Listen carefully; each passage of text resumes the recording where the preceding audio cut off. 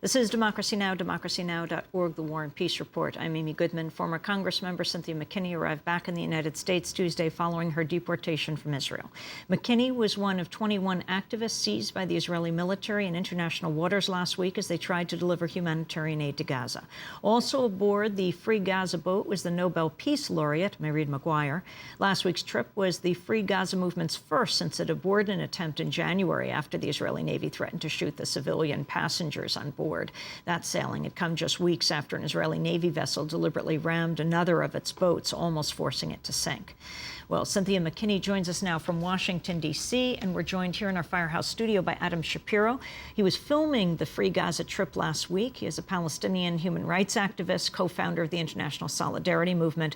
Both former Congressmember McKinney and Adam were detained for the past week and just deported back to the United States. Cynthia McKinney, why did you go? What happened to you in the Israeli jail? Well, I went because there's a gross injustice that is being carried out every day. This is my second attempt to get into Gaza with the Free Gaza organization. And for 2 times that I've attempted to get in, 2 times I've been thwarted by the Israeli military. The cause is the rights, the human rights of the Palestinian people.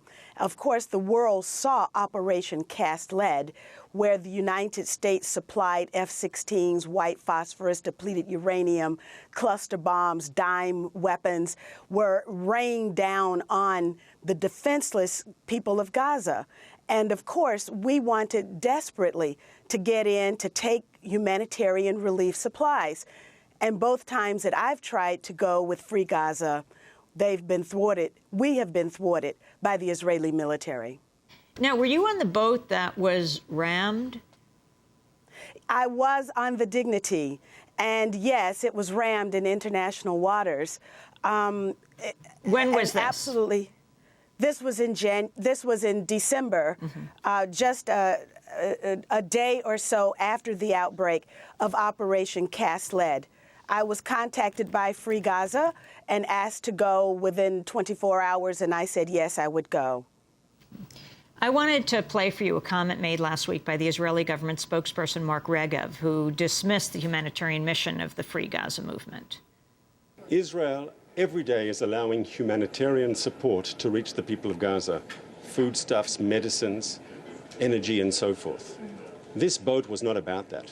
This boat was about political activists who have been apologists for the Hamas regime, who have nothing whatsoever to say about Hamas's brutal treatment of the people of Gaza.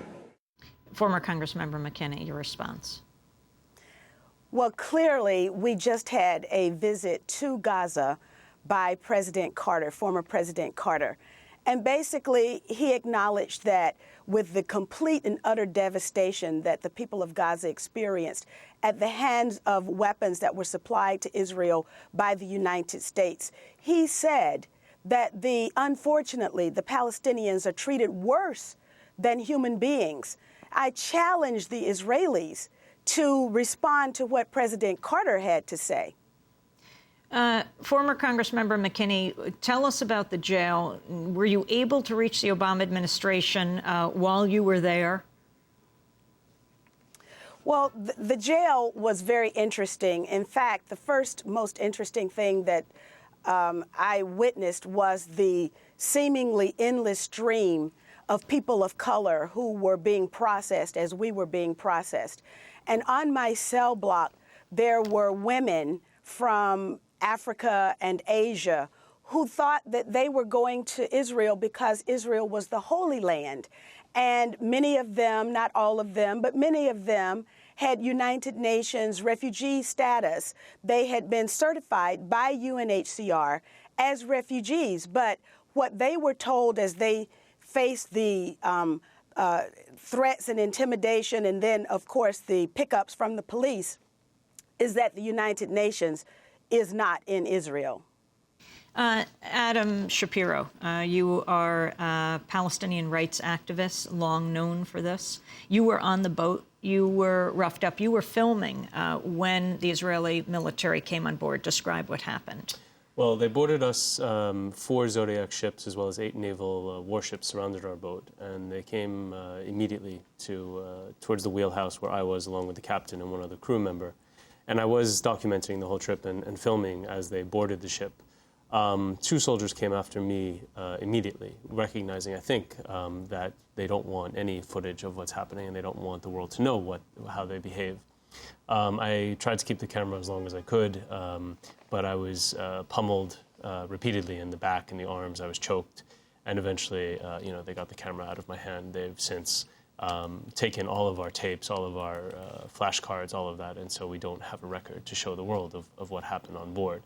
The rest of the time we were detained in one room of the ship as we spent the better part of 6 hours navigating back towards an Israeli port, where we were then processed and ultimately jailed and deported. There was an Al Jazeera reporter on board as well? There was an Al Jazeera reporter and cameraman, and they lost all of their footage and their camera as well. Their computers was taken? Their computer was taken. It was completely reformatted and erased. And so, again, we don't seem to have a record to show the world of what happened. And your response to the Israeli spokesperson, Regev? Well, I mean, Mark Regev is known for his colorful descriptions of how great life is in Gaza as far as Israel is concerned. However, all of the reports, including the most recent International Committee for the Red Cross report, shows that the number of trucks Israel is allowing into Gaza is completely insufficient for what is needed. And so, yes, it is true. He can say that, yes, Israel allows foodstuffs and medicines to get in, but 2 trucks a day or 20 trucks a day is far inferior to what's needed. And we have seen that since the international outcry following January's attack has subsided, the number of trucks that Israel allows in has decreased. And so what we are saying, Free Gaza is a humanitarian effort to bring in the kinds of medicines and foods that are needed. But Free Gaza is indeed also a political organization in the sense of we are a human rights organization, and human rights for Palestinians is inherently political. And we are challenging Israel politically and I think this week has been a success for those of us who are fighting for Palestinian rights. We weren't able to get into Gaza, but we have shown the world the true colors of Israeli occupation and the double standard by which the United States and other countries are dealing with Israel. Former Congressmember McKinney, we only have 10 seconds, but you've just been deported. What are your plans right now? Well, I would like to see the children of Gaza have the coloring books and the crayons that we had on board with us. I would like to see the houses that have been destroyed rebuilt. I would like to see the lives rebuilt of the people of Gaza. And I would like to see the people of Palestine enjoy their human rights. Do you think President Obama is heading in that direction? Well, I think you can probably answer that as well as we can, because while we were in detention, the Foreign Ministry of Ireland made protests and asked the government of Israel to release its nationals. Several members of parliament in the United Kingdom also wanted to censure Israel. Nothing from the United States. Cynthia McKinney, Adam Shapiro, thank you so much. I'm Amy Goodman. Thanks for joining us.